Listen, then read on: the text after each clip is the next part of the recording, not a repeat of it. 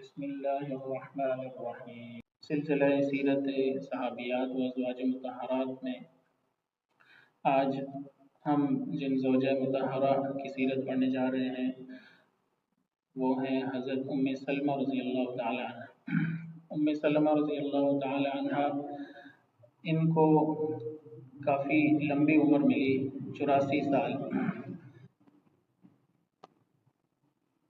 25 سال ان کے حضور اقدس صلی اللہ علیہ وسلم سے نکاح سے پہلے کے ہیں، اور اس کے بعد بقیہ 49 سال حضور اقدس صلی اللہ علیہ وسلم، 59 سال حضور اقدس صلی اللہ علیہ وسلم سے نکاح کے بعد کے۔ حضرت ام سلمہ رضی اللہ تعالی عنہ کے جو پہلے 25 سال ہیں زندگی کے، اس کو ہم دیکھتے ہیں۔ ان کی پیدائش ہجرت سے 21 سال پہلے ہوئی، جب حضور اقدس صلی اللہ علیہ وسلم کی عمر 32 سال تھی، یعنی حضور اقدس صلی اللہ علیہ وسلم سے یہ 32 سال چھوٹی تھی۔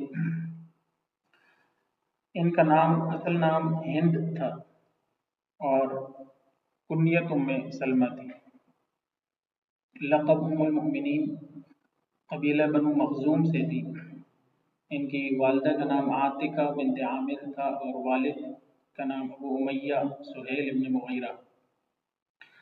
یہ ان کے جو والد تھے ابو امیہ سہیل ابن مغیرہ، یہ اپنے خاندان کے قبیلے کے مشہور شخص تھے، مخیر اور فیاض، خرچ کرنے والے۔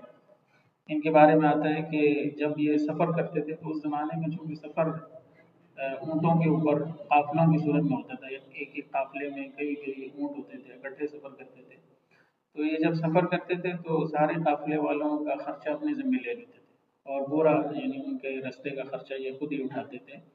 تو اسی وجہ سے ان کو زاد الراکب کے نام سے یہ مشہور ہو گئے کہ یہ سواروں اور قافلے والوں کا جو زاد راہ ہے، توشہ ہے، یہ اس کا سبب بنتے ہیں اور خرچ کرتے ہیں۔ یہ جو ان کے والد تھے ابو امیہ سہیل ابن مغیرہ، یہ حضرت خالد ابن ولید کے چچا تھے، کیونکہ حضرت خالد ابن ولید کے جو والد تھے ولید بن مغیرہ، یہ بھائی تھے ان کے، حضرت ام سلمہ کے والد تھے۔ تو اس اعتبار سے حضرت خالد ابن ولید حضرت ام سلمہ کے چچا زاد ہیں، چچا کے بیٹے ہیں۔ اور حضرت عمار بن یاسر رضی اللہ تعالیٰ عنہ جو مشہور صحابی ہیں، جو بیٹے ہیں حضرت یاسر کے، اور اسی طرح ان کی والدہ کا نام سمیہ ہے، تو یہ حضرت عمار بھی حضرت ام سلمہ کے بھائی ہیں، لیکن رضائی بھائی ہیں، کیونکہ ان کی والدہ جو تھی حضرت عمار بن یاسر کی سمیہ، جن کو ابو جہل نے نیزہ مار کے شہید کر دیا تھا، تو انہوں نے دودھ پلایا تھا عمار بن یاسر جو ان کے بیٹے تھے ان کو بھی، اور اسی طرح حضرت ام سلمہ کو بھی۔ تو اس اعتبار سے حضرت عمار بن یاسر جو تھے وہ حضرت ام سلمہ کے رضائی بھائی بھی۔ والد حضرت ام سلمہ کے چونکہ اپنے خاندان کے رئیس مالدار تھے، تو بچپن ناز و نعم میں گزرا، مال و دولت کے اندر، لیکن شروع سے ہی سلیم الفطرت اور اسلام کی طرف مائل تھی۔ جب حضور اقدس صلی اللہ علیہ وسلم نے 40 سال کی عمر میں نبوت کا اعلان کیا تو اس وقت ان کی عمر 8 سال تھی، اور اس کے بعد سے ہی اسلام کی طرف مائل ہو گئی۔ اسلام جلد ہی انہوں نے قبول کر لیا، قدیم الاسلام تھی، السابقون الاولون کے اندر شامل تھی۔ ان کا پہلا نکاح جن شخصیت کے ساتھ ہوا، ابو سلمہ عبداللہ بن عبد الاسد رضی اللہ تعالیٰ عنہ سے، یہ بھی صحابی ہیں، اور یہ حضور اقدس صلی اللہ علیہ وسلم کی پھوپھی کے بیٹے ہیں، برہ بنت عبد المطلب کے۔ یہ حضور اقدس صلی اللہ علیہ وسلم کے رضائی بھائی بھی ہیں، یعنی حضور اقدس صلی اللہ علیہ وسلم کو پہلے حضرت حلیمہ سعدیہ نے جو دودھ پلایا تھا، اس سے پہلے سویبہ جو باندی تھی، کنیز تھی ابو لہب کی، اس نے بھی دودھ پلایا تھا۔ تو اس نے حضور اقدس صلی اللہ علیہ وسلم سے پہلے حضرت حمزہ جو آپ کے چچا تھے ان کو بھی دودھ پلایا تھا۔ تو حضرت حمزہ بھی آپ صلی اللہ علیہ وسلم کے چچا بھی ہیں اور بھائی بھی ہیں، دودھ شریک۔ اور اسی طرح حضور اقدس صلی اللہ علیہ وسلم کے بعد پھر یہ ابو سلمہ تھے، ان کو بھی انہوں نے دودھ پلایا تھا، سویبہ جو باندی تھی انہوں نے یہ جو حضرت ام سلمہ کے پہلے شوہر تھے ان کو بھی دودھ پلایا تھا، تو اس اعتبار سے یہ ابو سلمہ جو تھے یہ بھی حضور اقدس صلی اللہ علیہ وسلم کے رضائی بھائی تھے۔ یہ بھی قدیم الاسلام تھے، یعنی شروع میں ہی مسلمان ہو گئے تھے، اور پھر ان کا نکاح ہوا۔ حضرت ام سلمہ کا پہلا نکاح ان کے ساتھ ہوا، ابو سلمہ کے ساتھ، مطلب ان کا جلدی نکاح بھی ہو گیا تھا، یعنی 11 12 سال کی عمر میں، اور پھر اپنے شوہر کے ساتھ 13 سال کی عمر میں انہوں نے ہجرت بھی کی حبشہ کی جانب۔ پھر دوسری ہجرت حبشہ کی جانب دوسری ہجرت ہوئی، تو وہاں دوسری مرتبہ بھی یہ اپنے شوہر کے ساتھ گئی۔ پھر تیسری ہجرت جو مدینہ کی جانب ہوئی اس میں بھی انہوں نے ہجرت کی۔ سب سے پہلے ان کے شوہر نے ہجرت کی۔ ان کے شوہر پہلے تو یہ چاہتے تھے کہ ان کو ساتھ لے کر جائیں، لیکن ان کے ام سلمہ کے جو خاندان والے تھے بنو مخزوم، انہوں نے ان کو جانے نہیں دیا، تو پھر مجبوراً ابو سلمہ اکیلے ہی چلے گئے ان کو چھوڑ کر۔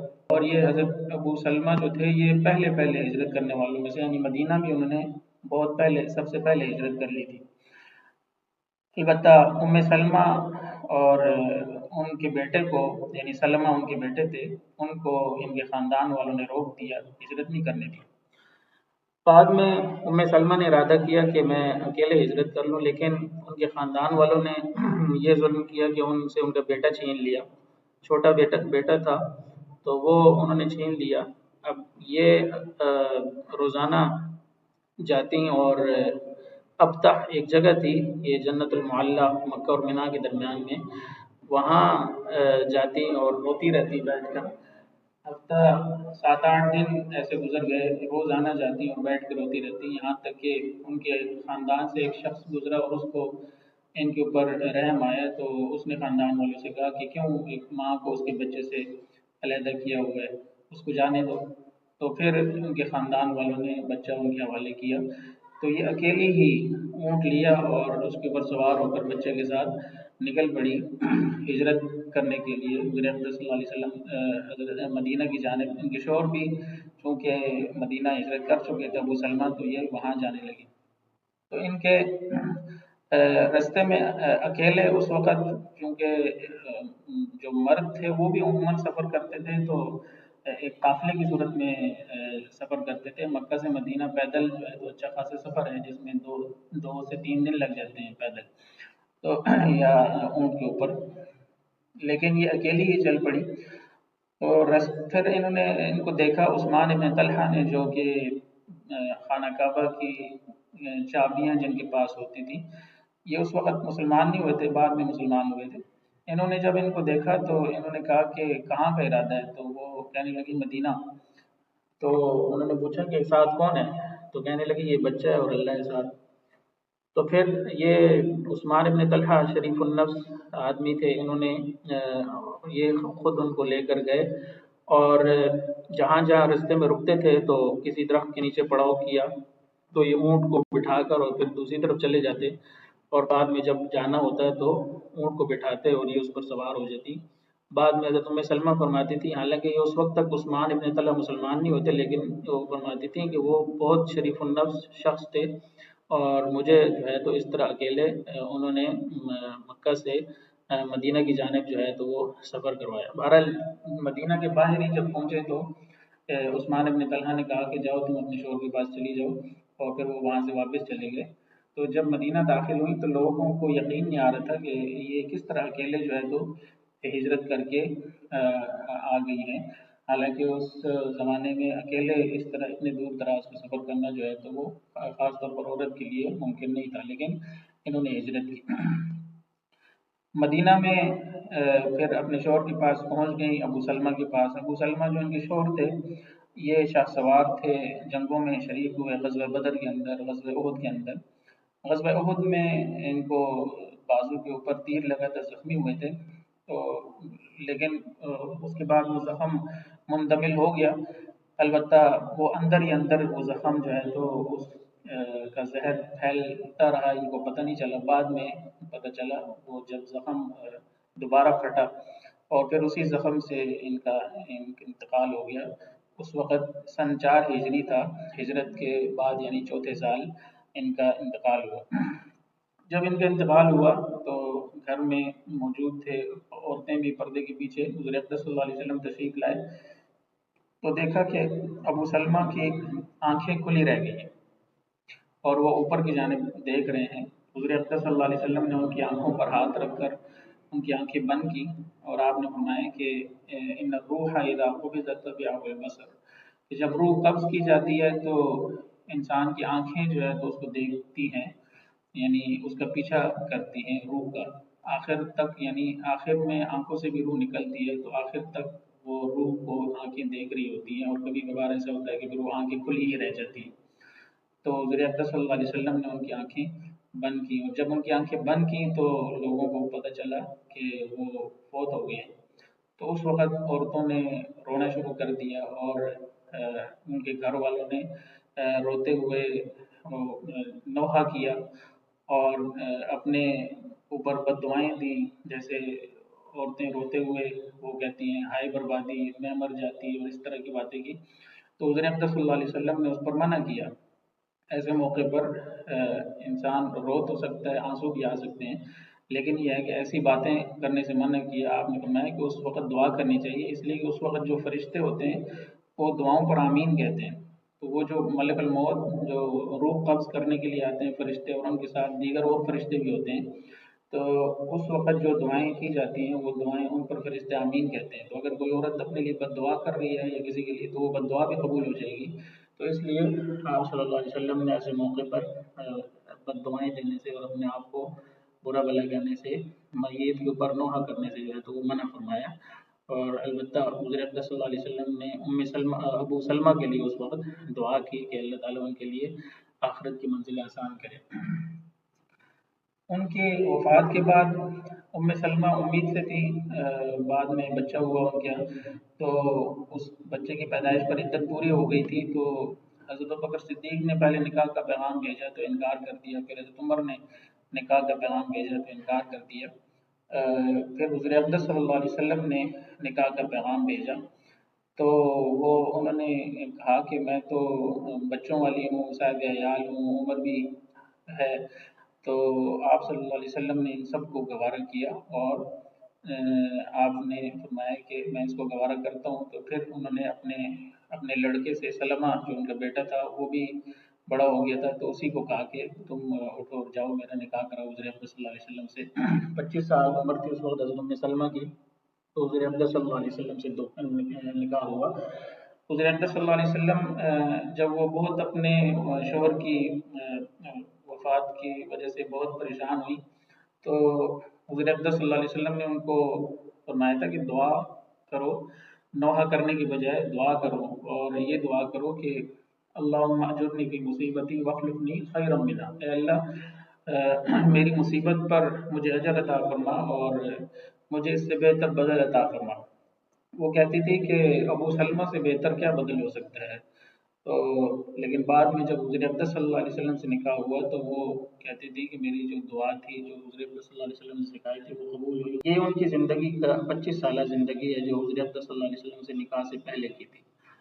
جب حضور اقدس صلی اللہ علیہ وسلم سے نکاح ہوا تو اس کے بعد 59 سال یعنی طویل عمر ملی ان کو، تو اس کے بعد کے 59 سال جو تھے اس کا خلاصہ یہ ہے کہ نکاح ہوا تو چونکہ حیادار تھیں، نکاح کے بعد حضور اقدس صلی اللہ علیہ وسلم جب تشریف لاتے تو غیرت کی وجہ سے جو چھوٹی بیٹی تھی زینب اس کو گود میں بٹھا لیتی، تو بعد میں حضرت عمار بن یاسر جو ان کے بھائی تھے، دودھ شریک بھائی تھے، ان کو پتہ چلا تو وہ بچی کو لے گئے تاکہ کسی اور کو دیں اور وہ دودھ پلائیں۔ بعد میں پھر دیگر ازواج مطہرات کی طرف وہ بھی ہوئی۔ غزوہ احزاب میں بھی شریک تو نہیں ہوئی، لیکن وہ اتنے قریب تھی کہ وہ فرماتی ہیں کہ حضور اقدس صلی اللہ علیہ وسلم کی باتیں سن سکتی تھی۔ جب حضور اقدس صلی اللہ علیہ وسلم نے غزوہ احزاب کے موقع پر حضرت عمار بن یاسر کو یہ فرمایا تھا کہ ایک باغی گروہ جو ہے تو وہ تمہیں قتل کرے گا، تو فرماتی اس وقت میں سن رہی تھی یہ بات۔ پردے کا حکم جب نازل ہوا اس کے بعد تو ازواج مطہرات میں اس کے بعد پہلے دور دراز کے جو رشتہ دار تھے ازواج مطہرات کے سامنے آ جاتے تھے، جب پردے کا حکم آ گیا تو پھر ان کے اوپر پابندی ہو گئی، اب ان کے سامنے ازواج مطہرات نہیں آتی تھی، پردہ کرتی تھی۔ حضرت عبداللہ بن ام مکتوم رضی اللہ تعالیٰ عنہ یہ صحابی ہیں، نابینا صحابی حضور اقدس صلی اللہ علیہ وسلم کے، یہ مؤذن تھے، اذان دیتے تھے، تو حضور اقدس صلی اللہ علیہ وسلم کے چونکہ مسجد کے ساتھ ہی حجرہ تھا تو حجرے میں بھی آتے تھے۔ جب پردے کا حکم نازل ہوا تو یہ عبداللہ ابن ام مکتوم گھر آئے، حضرت ام سلمہ اور میمونہ، حضرت میمونہ جو ہے تو یہ موجود تھی۔ تو حضور اقدس صلی اللہ علیہ وسلم نے ان سے فرمایا کہ ان سے پردہ کرو، تو وہ کہنے لگی کہ یہ عبداللہ ابن ام مکتوم تو نابینا ہے، یہ تو ہمیں دیکھ نہیں سکتے۔ تو آپ نے فرمایا کہ یہ تو نہیں دیکھ سکتے، تم تو دیکھ سکتی ہو، تو تمہاری تو آنکھیں ہیں، تمہیں پردہ کرنا چاہیے۔ یعنی اس سے پتہ چلا کہ دیکھنے کا جو پردہ ہے اس عورتوں کے لیے بھی ہے، جیسے کہ قرآن کریم میں دیا وَقُلْ لِلْمُؤْمِنَاتِ يَغْضُضْنَ مِنْ أَبْصَارِهِنَّ، کہ آپ عورتوں سے کہیں، مومن عورتوں سے، کہ وہ اپنی نگاہیں نیچی رکھا کریں۔ تو جس طرح مردوں کو حکم ہے نگاہیں نیچی رکھنا، اسی طرح عورتوں کو بھی حکم ہے کہ وہ مردوں سے اپنی نگاہیں نیچی رکھیں، ان کو نہ دیکھیں۔ صلح حدیبیہ میں بھی یہ حضرت ام سلمہ حضور اقدس صلی اللہ علیہ وسلم کے ساتھ شریک تھی۔ حدیبیہ کے صلح حدیبیہ میں جب حضور اقدس صلی اللہ علیہ وسلم مدینہ سے نکلے تھے مکہ کی جانب اور عمرہ کرنے کی نیت سے نکلے تھے، جنگ کی نیت سے نہیں نکلے تھے، اور لیکن باہر ہی حدیبیہ ایک جگہ ہے، حدیبیہ کے مقام پر مشرکین نے ان کو مکہ کے اندر داخل نہیں ہونے دیا۔ حضرت خالد ابن ولید جو اس وقت تک مسلمان نہیں ہوئے تھے، ان کو مقابلے کے لیے بھیجا 200 افراد کے ساتھ کہ ان کو اندر آنے نہ دیں۔ تو باہر حدیبیہ کے مقام پر ہی پڑاؤ ڈالا حضور اقدس صلی اللہ علیہ وسلم نے۔ تو اس موقع پر پھر کچھ شرائط کے ساتھ صلح ہوئی تھی، اس کو صلح حدیبیہ کہا جاتا ہے۔ وہ اگرچہ صلح ایسی تھی کہ جس میں جو مسلمان دب کر رہے تھے، اگرچہ مسلمان طاقتور ہو چکے تھے، لیکن وہ شرائط ایسی تھی کہ 10 سال تک جو ہے تو یہ صلح کا معاہدہ ہے، اور اسی طرح کوئی کسی کے خلاف جو ہے تو وہ دوسروں کی مدد نہیں کرے گا، اور اسی طرح جو مدینہ سے اگر کوئی مکہ آئے گا تو اس کو واپس نہیں کیا جائے گا، مکہ سے کوئی مدینہ آئے گا تو وہ حضور اکرم صلی اللہ علیہ وسلم اس کو واپس کرنے کے پابند ہوں گے۔ تو یہ صلح کی کچھ شرائط ایسی تھی جو دب کر صلح ہو رہی تھی جیسے، تو صحابہ کرام کو اس پر اطمینان نہیں تھا، لیکن حضور اکرم صلی اللہ علیہ وسلم نے صلح کر لی تھی۔ صلح جب ہو گئی تو اس میں ایک یہ بھی شرط تھی کہ اس سال عمرہ نہیں کریں گے، بلکہ اگلے سال آئیں گے اور ہتھیار کے بغیر آئیں گے، اور 3 دن کے اندر جو عمرہ کرنے چلے جائیں گے۔ تو اس کو بھی قبول کر لیا آپ صلی اللہ علیہ وسلم۔ تو جب یہ صلح ہو گئی تو اب حکم یہ تھا کہ چونکہ عمرہ نہیں کرنے دیا گیا، تو جس شخص کو جس نے احرام باندھ لیا ہو اور وہ مکہ کی جانب جا رہا ہو اور رستے میں اس کو روک لیا جائے، عمرہ نہ کرنے دیا جائے، تو یا کوئی دشمن کا خوف ہو، تو پھر اس کے لیے حکم یہ ہوتا ہے کہ وہ وہیں یعنی قربانی حرم کے اندر کروا کے اور بال کٹوا لیں اور احرام کھول دیں۔ تو حضور اقدس صلی اللہ علیہ وسلم نے بھی صحابہ کو یہ فرمایا کہ قربانیاں کر لیں، چونکہ حرم کے اندر ہی تھے تو جانور وہیں قربان کر دیں اور بال کٹوا کے احرام کھول دیں، اور عمرہ کی قضا اگلے سال پھر عمرے کی قضا کر لیں گے۔ تو صحابہ کرام تیار نہیں ہو رہے تھے کہ ہم یعنی طاقت میں ہیں اور مشرکین کے سامنے اس طرح دب کر کیوں صلح کر رہے ہیں۔ تو اس موقع پر حضور اقدس صلی اللہ علیہ وسلم خیمے میں تشریف لائے، ام سلمہ حضرت ام سلمہ آپ کے ساتھ تھی، تو حضور اقدس صلی اللہ علیہ وسلم نے سارا قصہ سنایا۔ تو حضرت ام سلمہ نے بہت عمدہ ایک اچھا مشورہ دیا، ان نے فرمایا کہ آپ ان کو کہیں نہیں۔ حضور اقدس صلی اللہ علیہ وسلم نے حضرت ام سلمہ سے کہا کہ میں نے پہلی دفعہ ایسا دیکھا ہے کہ میں نے صحابہ کرام کو ایک بات کہی ہے اور وہ اس پر عمل نہیں کر رہے۔ تو حضرت ام سلمہ نے یہ مشورہ دیا کہ آپ خود جا کر قربانی کروا لیں اور اپنے بال کٹوا لیں، جب یہ آپ کو دیکھیں گے تو یہ خود ہی عمل کریں گے۔ حضور اقدس صلی اللہ علیہ وسلم نے اس کو پسند کیا اور آپ نے قربانی کروا کے خود جو ہے تو بال کٹوا دیے۔ جیسے ہی انہوں نے صحابہ کرام نے دیکھا تو سب نے جو ہے تو اسی وقت بال جو ہے نا وہ اپنے کٹوائے اور احرام کھول دیے۔ اسی طرح بعد میں غزوہ خیبر ہوا اگلے سال، اس میں بھی شریک تھی حضرت علی رضی اللہ تعالیٰ عنہ نے جب مرحب کا مقابلہ کیا تھا تو اس کے دانت توڑے۔ اس وقت یہ کہتی ہیں کہ میں اس کے دانتوں کے ٹوٹنے کی آواز بھی سن سکتی تھی۔ آخر میں حجۃ الوداع میں شریک ہوئیں، تو اس موقع پر اگرچہ بیمار تھی لیکن شریک ہوئیں، اور حضور اقدس صلی اللہ علیہ وسلم نے ان کو فرمایا کہ اونٹنی پر بیٹھ کر طواف کر لیں پیدل چلنے کی بجائے، تو انہوں نے اونٹنی پر بیٹھ کر طواف کیا۔ مرض الوفات میں بھی حضور اقدس صلی اللہ علیہ وسلم کی تیمارداری کرنے کے لیے جاتی رہی۔ حضرت عائشہ کی حجرے میں تھے حضور اقدس صلی اللہ علیہ وسلم، تو وہاں جاتی تھی حضور اقدس صلی اللہ علیہ وسلم کی تیمارداری کے لیے۔ بعد میں حضور اقدس صلی اللہ علیہ وسلم کے وصال کے بعد خلفائے راشدین کے دور میں بھی حیات رہی حضرت ابو بکر صدیق رضی اللہ تعالیٰ عنہ، حضرت عمر فاروق، حضرت عثمان، حضرت علی رضی اللہ تعالیٰ عنہ ان کے دور میں، اسی طرح بعد میں حضرت معاویہ رضی اللہ تعالیٰ عنہ کے دور میں بھی حیات رہی، ان کو لمبی عمر ملی، تقریباً 84 سال ان کی کل عمر تھی۔ سن 61 ہجری میں جب حضرت حسین رضی اللہ تعالیٰ عنہ کی شہادت ہوئی کربلا میں، تو اس وقت بھی موجود تھی، اور انہوں نے خواب میں بھی اس وقت حضور اقدس صلی اللہ علیہ وسلم کو دیکھا۔ آپ صلی اللہ علیہ وسلم ایک میدان سے تشریف لا رہے ہیں، اور آپ کے جو ہے بالوں کے اوپر اور چہرے کے اوپر غبار لگا ہوا ہے مٹی کا۔ تو ام سلمہ نے پوچھا کہ کہاں سے آپ تشریف لا رہے ہیں؟ تو حضور اقدس صلی اللہ علیہ وسلم نے فرمایا کہ حسین کی کربلا میں شہادت ہوئی ہے، وہاں سے آ رہا ہوں۔ اسی کے پھر 2 سال بعد سن 63 ہجری میں واقعہ حرہ ہوا۔ حرہ یہ مدینہ کے اندر یہ واقعہ بھی اسی کے دور میں ہوا، یزید کے اس میں مدینہ کے اوپر حملہ کیا اس کی فوج نے، اور مدینہ کے اندر کافی جو ہے تو قتل و غارت گری ہوئی تھی۔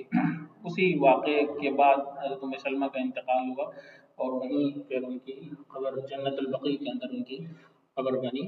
84 سال کی عمر میں ان کا انتقال ہوا۔ حضرت ام سلمہ کے فضائل اور اخلاق میں علمی حیثیت ان کی بہت زیادہ تھی۔ حضور اقدس صلی اللہ علیہ وسلم سے 378 احادیث جو ہے تو انہوں نے روایت کی ہیں، اور صحابہ کرام جو ہے ان سے حضرت ام سلمہ سے مسائل کے اندر جو ہے تو وہ فتویٰ بھی لیا کرتے تھے، ان سے مسائل بھی معلوم کیا کرتے تھے۔ علمی اعتبار سے ان کا مقام اور مرتبہ جو ہے تو بہت بلند تھا۔ اسی طرح قرآن کریم کی تلاوت جو ہے تو وہ بہت اچھی کیا کرتی تھی۔ کسی نے ایک مرتبہ پوچھا کہ آپ صلی اللہ علیہ وسلم کیسے تلاوت کرتے تھے؟ تو کہتی تھی کہ ایک آیت الگ الگ کر کے پڑھتے تھے، پھر اس کے بعد خود پڑھ کر بھی سنایا کہ حضور اقدس صلی اللہ علیہ وسلم جو ہے تو وہ کس طرح تلاوت کیا کرتے تھے۔ صحابہ کرام ان سے مختلف مسائل کے اندر دریافت کیا کرتے تھے، فتویٰ بھی ان سے لیا کرتے تھے۔ ان کے بہت سے شاگرد ہیں صحابہ کرام کے اندر جنہوں نے ان سے علم حاصل کیا۔ عملی اعتبار سے بھی بڑی زہد والی زندگی گزارتی تھی، زاہدانہ ان کی زندگی تھی، اور عبادت گزار تھی۔ اسی طرح روزے رکھا کرتی تھی، ان کی عادت تھی ہر ماہ جو ہے تو وہ 3 روزے، بدھ، جمعرات اور جمعہ، 3 دن جو ہے تو یہ روزے رکھا کرتی تھی۔ اسی طرح خرچ بھی بہت زیادہ کرتی تھی، فیاض تھی خرچ کرنے کے اندر۔ ان کے بہت سے واقعات ہیں جنہوں نے مواقع پر انہوں نے خرچ بھی کیا، اور جبریل امین کو بھی انہوں نے دیکھا تھا۔ ایک مرتبہ حضور اقدس صلی اللہ علیہ وسلم کے پاس بیٹھی تھیں کہ جبریل امین انسانی شکل میں آئے تھے، تو وہ آئے اور باتیں کرتے رہے۔ ان کے جانے کے بعد آپ نے پوچھا کہ تو جانتی ہو یہ کون تھے؟ تو وہ کہنے لگی یہ دحیہ کلبی تھے۔ دحیہ کلبی صحابی تھے، ان کی شکل میں اکثر جبریل امین آتے تھے۔ تو بعد میں پھر ان کو حضور اقدس صلی اللہ علیہ وسلم نے جب لوگوں کو بتایا، جبریل امین نے جو تعلیمات دی تھی وہ لوگوں کو بتائیں، تو یہ حضرت ام سلمہ کے فضائل اور اخلاق تھے۔ حضرت ام سلمہ کی جو 84 سالہ زندگی ہے، 25 سال حضور اقدس صلی اللہ علیہ وسلم سے نکاح سے پہلے، اور 59 سال حضور اقدس صلی اللہ علیہ وسلم سے نکاح کے بعد، اور پھر آپ صلی اللہ علیہ وسلم کے وصال کے بعد، اور خلفائے راشدین کے دور میں، اس کے بعد حضرت معاویہ رضی اللہ تعالیٰ عنہ کے دور، اور پھر یزید کا جو دور تھا اس دور میں، اس کے بعد ان کا انتقال ہوا۔ تو یہ ساری زندگی ان کی حضور اقدس صلی اللہ علیہ وسلم کی جو تعلیمات تھی، احادیث تھی، ان کو لوگوں تک پہنچانے میں ان کی گزری، اور ان سے بہت سے لوگوں نے علم حاصل کیا۔ تو حضرت ام سلمہ کی زندگی میں بہت سے ایسے اصول ہیں کہ جس سے خواتین جو ہے تو اپنی عملی زندگی میں رہنمائی حاصل کر سکتی ہیں۔ اللہ تعالیٰ سے دعا ہے کہ اللہ تعالیٰ ہمیں توفیق نصیب فرمائے۔ وآخر دعوانا الحمدللہ۔